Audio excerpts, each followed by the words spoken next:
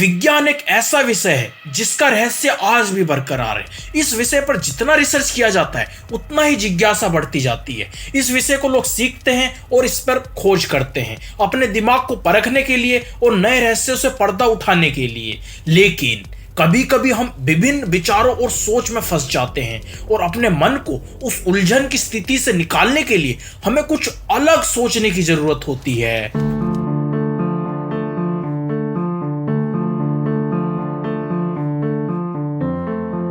हवाई राज्य हर साल अलास्का के करीब 7.5 सेमी बढ़ रहा है। यह टेक्टोनिक प्लेटों के कारण होता है जो निरंतर गति में होती है, जो उनके नीचे उठने और गिरने वाली धाराओं द्वारा संचालित होता है। हवाई राज्य प्रशांत प्लेट के केंद्र में रहता है और हर साल इस निरंतर गति के कारण हवाई धीरे धीरे और लगातार उत्तरी अमेरिका मंच से वापस अलास्का की ओर बढ़ रहा है।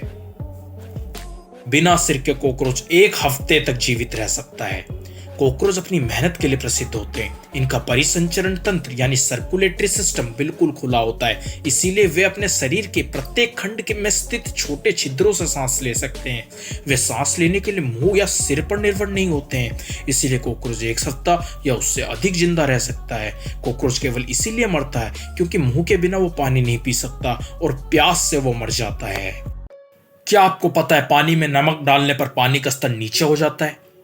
विज्ञान के अनुसार जब एक गिलास पानी में मुट्ठी भर नमक डाला जाता है तो गिलास में पानी का आयन 2% तक कम हो जाता है। इसका कारण यह है कि जब पानी में नमक मिलाया जाता है तो पानी का विलायक अणु यानी कि सॉल्वेंट मॉलिक्यूल्स विखंडित आयनों के आसपास के क्षेत्र में अधिक सुव्यवस्थित हो जाते हैं।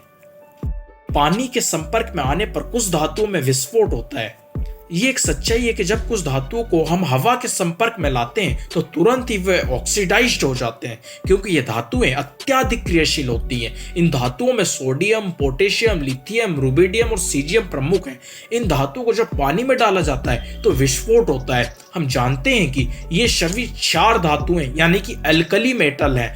इनके बाहरी कक्षा में केवल 1 इलेक्ट्रॉन होता है, जिसके कारण वे आसानी से इस इलेक्ट्रॉन का त्याग कर अन्य धातुओं के साथ बंधन यानी कि बॉन्ड बना लेते हैं। इसीलिए ये धातुएं प्रकृति में स्वतंत्र रूप से अस्तित्व में नहीं होती है। क्या आपको पता है कि बिजली क्यों चमकती है और बादल क्यों गरजते हैं?